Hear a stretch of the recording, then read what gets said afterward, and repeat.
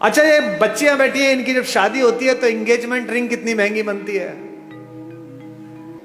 सीता की engagement ring कितनी महंगी होगी, लेकिन जब केवट के सामने भगवान राम बिना पैसे के खड़े हो गए कि उतराई देने के लिए कुछ नहीं है, और केवट ने कहा ऐसे तो जाने नहीं दूंगा, पैसे दो, उतराई तो देनी पड़ेगी। तो पति का अपमान ना हो जाए, पति यहां संकट में ना लगे, सीता ने चुपचाप अपनी अंगूठी उतारी और राम के हाथ में दे दी कि ये दे दो।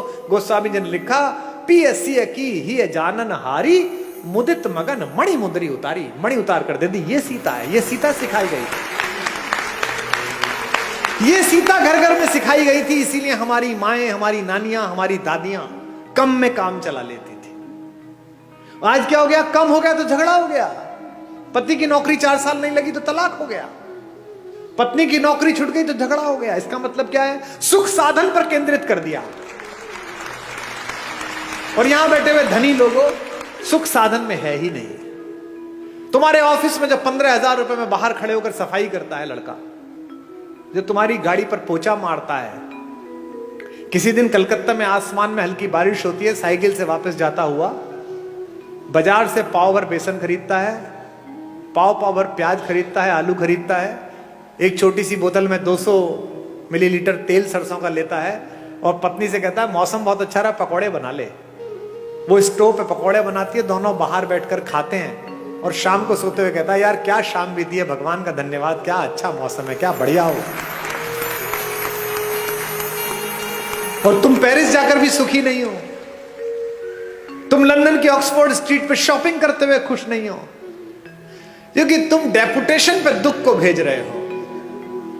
दुख हो गया है थोड़ी मार्केटिंग कर लूं शायद कम हो जाएगा, दुख हो गया है थोड़ा मेकअप करके एक सेल्फी ले लूं शायद कम हो जाएगा। ये जो फेसबुक पर, ट्विटर पर, इंस्टाग्राम पर बहुत हंसते मुस्कुराते चेहरे हैं, इनमें से अधिकांश की जड़ें खोखली हैं। इसीलिए आत्महत्या करते हैं, इसीलिए ड्रग्स में गए हैं, इसीलिए शराब में गए हैं। ये राम की कहानी आपकी जड़ों की आत्मा में यूरिया का काम करती है, आध्यात्मिकता का। ये आपको मजबूत करती है, एक भाई की तरह, एक पति की तरह, एक पुत्र की तरह, एक नागरिक की तरह। भाई भाई के संबंध, भाई बहन के संबंध। अब 2 बहनें हैं इसमें, इस कहानी में।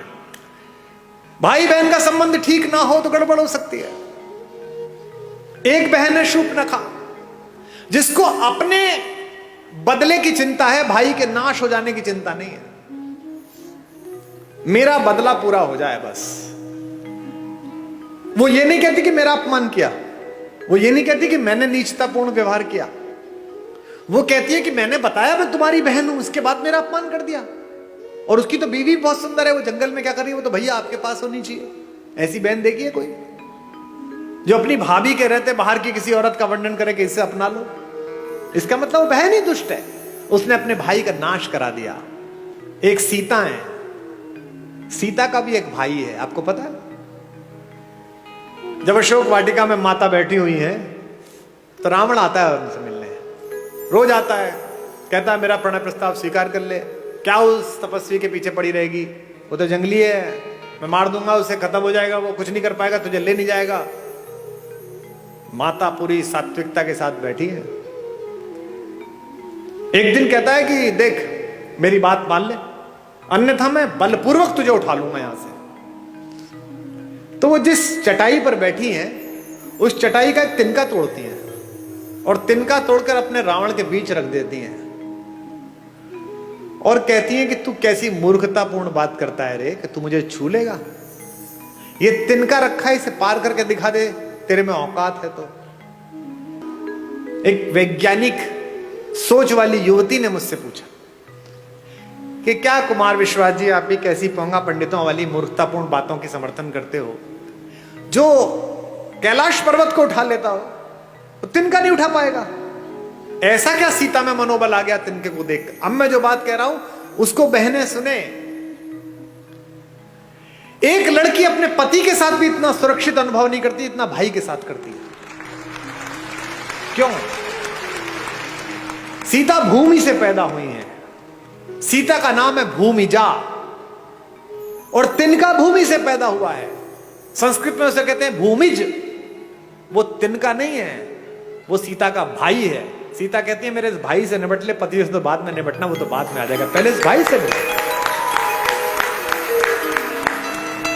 एक तृण धरकर कहती है, उसकी ओट में बैठकर कहती है वैदेही, तृण धरि ओट कहत वैदेही, तृण धरि ओट कहत वैदेही, सुमिर अवधपति परम स्नेही, तृण धरि ओट कहत वैदेही, सुनिर अवधपति स्नेही। एक बात आपको बता दूं मैं, जिस दिन आपको अपने पिता की बेटी से अपनी बेटी ज्यादा अच्छी लगने लगे, उस दिन समझ लेना कि अमंगल की तीर्थ यात्रा प्रारंभ हो गई है। क्योंकि पहला संबंध तो पृथ्वी पर आपका उसी से है जो एक कोख से पैदा हुआ है। ये जो भैया दूज पर और राखी पर बहनें राखी बांधने आती हैं, हम क्या समझते हैं कि ये एक त्योहार मनाने आती है? नहीं, ये उस भाई में अपने माता पिता का मंगल ढूंढती हैं। ये जानती है कि मेरा भाई ठीक रहा तो मेरे मां बाप का बुढ़ापा ठीक कटेगा, ये समृद्ध रहा, ये शक्तिशाली रहा तो अच्छा हो जाएगा, और उसी के आशीर्वाद से तुम्हारा स्वास्थ्य चलता है। इसीलिए उस तिनके की ओट पर बैठी हुई सीता जानती है कि जब तक ये तिनका है, जब तक ये मेरा भाई है, चाहे कैसा भी हो, तिनके से ज्यादा गरीब बेचारा कौन होगा? तिनका तो बहुत ही गरीब भाई है, लेकिन फिर भी वो जानते हैं कि ये रक्षा करेगा। इसलिए इस पूरे पारिवारिक प्रतिष्ठान में, राम कथा में, एक एक प्रतीक शास्त्र ऐसा है जो आपको आपके पारिवारिक मूल्यों के साथ जिंदा रख सकता है।